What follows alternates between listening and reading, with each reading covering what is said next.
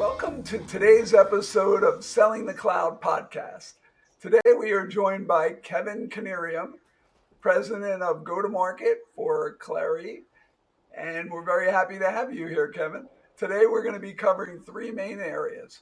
What is needed today for companies to be truly data-driven, the role of AI and machine learning in the evolving future of B2B sales, and how can revenue leaders best incorporate a metrics-based business to a people-driven sales culture? Kevin, can you start us off with a little bit about background on your career and life story to coming here today and joining us again on Selling the Cloud? Yeah, for sure, Mark. Thanks. Obviously, thank you for the opportunity to speak with you and your audience today. As Mark said, my name is Kevin Knieriem. I've spent the last almost 5.5 years now with a company called Clari. We are a revenue platform. And in my role at Clari, I not only have a solution that's built for me, the role of CRO president, but I've also had an opportunity to engage with some of the greatest companies on earth, Kathy being a customer in the past as well, and get to understand the go-to-market that these companies run, to learn from them and to give back to others. And so Clari's been much more than a leadership opportunity for me. It's been a tremendous growth opportunity. This is my second growth company I've joined. The prior company, datascience.com, I joined pre-revenue, and we were acquired about 1.5 years later into Oracle. Prior to that, I'd spent most of my professional career in big companies. A couple of years at Oracle and 11 years at SAP, where I also happen to work with Kathy, who's on here with us, and learned a lot in those roles. My grounding really, when I got out of college, was in business process, and I spent 4 years at Anderson Consulting, now Accenture, sort of learning how to look at a company's business processes and solve and improve them. And I think that gave me a foundational level of experience that was super helpful as I moved into sales roles, solution engineering roles. And in between Accenture and SAP, I worked for a company called Siebel Systems, which was one of the first CRM companies. So originally from the Northeast, long time in Los Angeles, and now live in Park City, Utah. You've bailed on us out west to the west. Exactly. Well, I'll kick it off today with a question for you, Kevin. I mean, when you think about your career, and I mean, obviously some of the business process in the beginning, was there a moment where it was like an aha moment where like a data-driven or AI approach made a difference in sort of winning or losing a sale? Yeah, I mean, look, there's almost a before Clari and an after Clari, and I'll talk about the before. My last role before I joined Clari was at Oracle, and I would spend my Monday mornings in the United Club at LAX running 3 hours of forecast calls before I got on the plane for the week. And I just remember how painful they were, because they were interrogation sessions that I ran with my leaders, who, by the way, had run interrogation sessions with their leaders, the prior week. And then the next day, after I took all my notes into my very specific Excel spreadsheet, I would get interrogated by my leader for hours, who then would get interrogated by theirs. And it was just a massive, sort of waste of time, because it was telephone tag. Things changed, and you really had to interrogate the human to understand what was going on. And the better you were at it, fortunately or unfortunately, the more informed the person above you was. And I just knew that there was a better way to run a business, and there was a better way to live my personal life than 3 hours on a Monday morning at the United Club trying to have those calls. Yeah, I mean, when you think about moving forward, what do you do differently now? What learnings did you take from all of that? So, when I came to Clari, I was able to use our own solution to get my arms around our go-to-market pretty quickly. And I obviously don't want to turn this into a commercial for it, but with a revenue platform, you and your teams are all on the same page, because you're collecting the reality of what's happening at the point of engagement with a prospect or a customer. And once you have that common ground on where you are, you're no longer having to interrogate each other to understand where you are. You're no longer having to try and figure out what good looks like. You know what it looks like. And so it transitions your conversation from, this sales 101, this interrogation, into really coaching and strategy. And that I think that was the first big moment for me when I got here is, wow, there's really a different way to do this. And Was there a quarter? ultimately, I wanted to ask you, sorry to yeah, interrupt. Was there a yeah. quarter you can remember in all those like LA? Like, so you're sitting there and it was like that, like, okay, had we not been doing it sort of this newer way or using these new, like we would have either, the quarter would have slipped or this deal definitely wouldn't have happened had we not, like that sort of, like I said before, like that aha moment a little bit. I'll never forget the moment, Kathy. It's like, it's vivid in my mind. It's a Saturday. I'm mountain biking. I'm about an hour and a half up the mountain, and my phone starts ringing. And it's our CEO, Andy Byrne. He goes, Kevin, I'm in Clari, and I'm looking at the business. I want to talk to you about what I'm seeing, right? So what was he seeing? He was seeing our AI predict a beat, and he wanted to understand, did I agree with him? And I go, Andy, it's right. Give me 2 hours, and I'll call you when I'm home, and I'll walk you through. And so I said, look, I have only being here now a quarter and a half. It's my first full quarter, under my belt, getting ready to go into a board meeting. I said, Andy, I can see clearly. These are the deals I'm counting on. Here's why. Here's where we're going to finish the quarter. We're going to beat. And I have absolute conviction on it. He goes, good, I'm going to fundraise. And he goes, you can promise me a beat, we're going to raise. And so we sort of got into this cadence now where we can actually early on see in the next quarter where we're going to meet, beat, or miss on our revenue. And this was sort of where I was going earlier, is it really transforms you into a quarter by quarter leader into a strategic advisor to the company. Mm-hmm. But I'll never forget that moment because it's really where my eyes got open. It's like, it's not just my gut. Like, I have conviction, and I have other signal giving me conviction into where we're going to end. What's really cool about that, Kevin, is just, it feels so different, right? When you have that data behind you, you've now taken out that interrogation process out of your day and your sales rep's day, to a significant extent. And like I said, now you've got the data telling you, really reinforcing, where you are and just making you feel much more confident. Can we tie it back a little bit? When we wrote this, me and my co-authors wrote this latest book, Data and Diagnosis Driven Selling.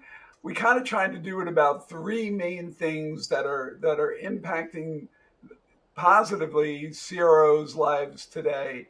And, of course, it was built around data science. It was built around, AI, and had to leverage that, both predictive and Gen AI. And then the third component came about metrics, because, in a lot of industries now, these metrics are becoming the language that CEOs speak with their CRO, just like you, Andy and you coordinating on a Saturday morning. And then how investors speak with the companies that they're acquiring, and how boards interact with the executive teams. So share a little bit, if you can, about, how you leverage these metrics into your sales leadership. How does it tie back to the data and the data-driven approach? And then a little bit on too, like, how do you use that in your coaching as well? Because as much as we love AI, we really need that human side as well. And that human side happens a little bit with guided selling, but you can still accomplish a lot with a little extra effort from a coaching and guiding standpoint with your teams. Yeah. Mark, I think my biggest lesson, and maybe the thing that I've evolved most on since I've joined Clari, is, generating revenue is truly a process, right? And if you can harness it in a way that it's repeatable, and you can cascade it down and throughout your entire organization and across all your revenue critical employees, and allow them to have a common view and a common way to collaborate, then you're truly running it out as a process. And that's hard to do.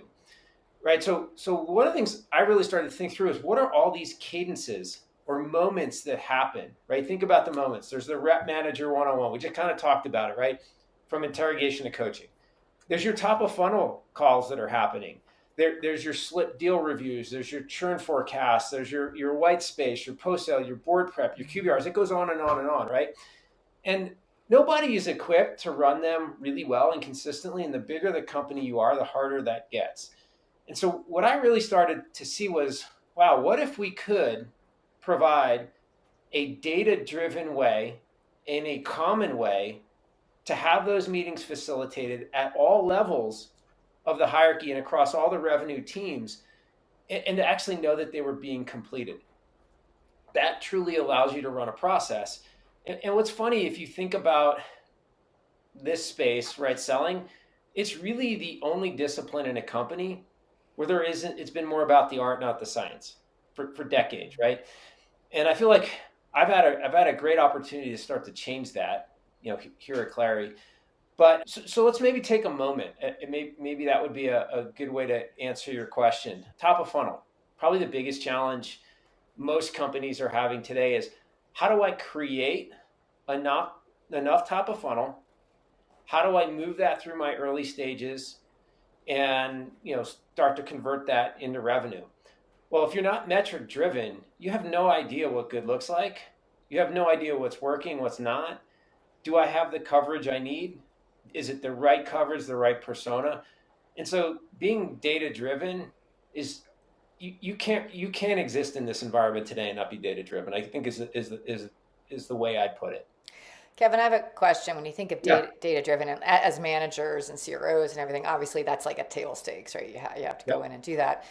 And some of the themes we've been hearing, how willing is there a shift with the actual reps themselves in wanting themselves to be data driven, right? Because they'll perform better, versus their managers forcing down their throat, you have to be metric driven. Like how do we get, if you're a CRO listening to this, how do you get your organization to help? Because if you're all rowing in the same direction, right? And it's not, then this is going to be a much higher performing thing. So like, what do you think are there people and maybe individuals that were higher performers that you saw, demonstrating like, I'm going to look at my own data, I'm going to evaluate my own metrics versus just my boss looking at them? Yeah, it's funny. This was I think the biggest thing I questioned myself on as I was looking at this opportunity. And I think tech's evolved here, being more data driven than other industries. But I think about it in twofold. Personally, for me, prior to coming here, I didn't want to be recorded. I didn't want to have metrics on what I was doing. I was still very much about the art of it. And what I found coming here is data actually used the right way helps you improve. And so I started using this analogy with my teams, and then actually we did an event. I'm sure everybody knows who Steph Curry is, right? The great basketball player. Steph's in no harm here, but it isn't the most, isn't the biggest basketball player, isn't the fastest, but he works harder than anybody, and he uses data on himself to get better every day. And what I started to see when I got here was there was a pattern. Those reps that really use the data on their business to compare what good looks like versus what good doesn't look like were able to excel. And they even found ways to communicate differently with their leaders and with the company on what they were doing and what kind of resources they needed, and ultimately how they communicated with their customers and prospects by leveraging the data. And then they started to compare themselves to their peers. And what we started to see was, well, their peers who were lagging behind actually could now see a pattern in what the good reps were doing, and had a little bit of a blueprint on behaviors to change and data to change, and could now compare, good and bad. And so I saw this evolution happen here. And I think the biggest thing that we've seen, the shift over the last few years, is there's all these systems around sellers today. There's probably way too many. Is how do you actually harvest all of that and bring it together in a common place where now a rep has this full cockpit, now a manager has a full cockpit, now a CRO has a full cockpit to drive their individual business or franchise. You know what, Kevin, that's such a great analogy and such a great story. And it really kind of defines, in my opinion, of what really makes the difference between good and great with the sales rep. Because, that concept of knowing and being able to see this through the data. And again, and this is what's so cool about, in my opinion, AI and data-driven approaches, because it still goes down to human intelligence and human capabilities. The best reps take that data, they take that coaching, and they walk away from it with in the same way that a Steph Curry that walks away from the data that he gets and his coaches share with him as well. And they say, okay, you know what? I know exactly what this is telling me. Like, I know exactly what I need to do to increase this data and increase this metric.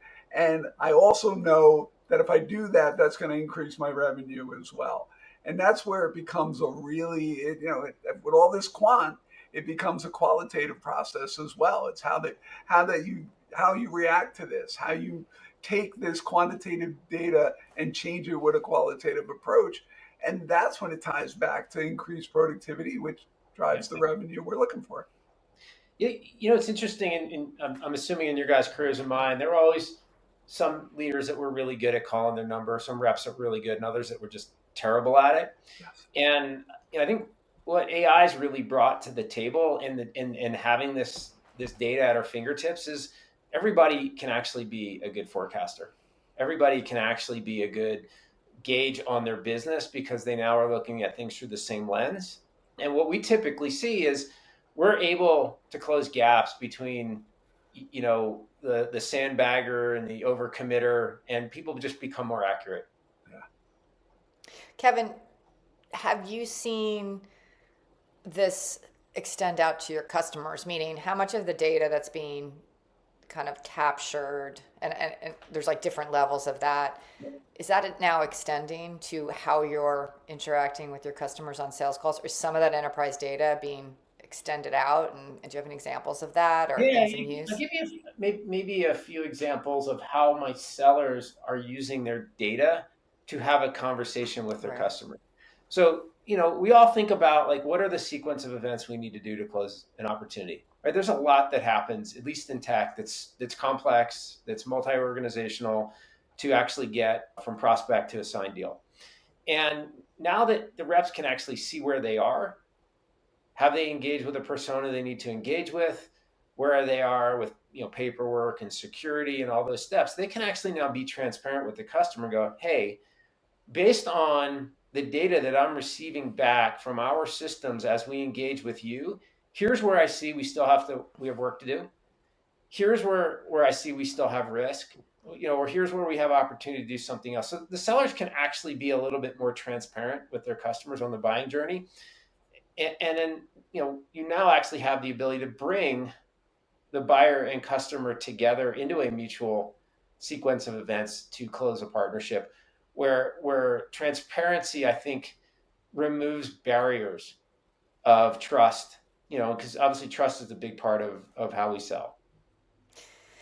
Yeah, and just to follow on is, we've been talking about, this has been a theme through a couple of these conversations, is are you seeing any over rotation on data and less on the human element? And as a sales manager, CRO, how are you balancing the classic have a conversation and build a relationship with, hey, here's it's a little bit of an art form in itself right now. So what are you seeing there?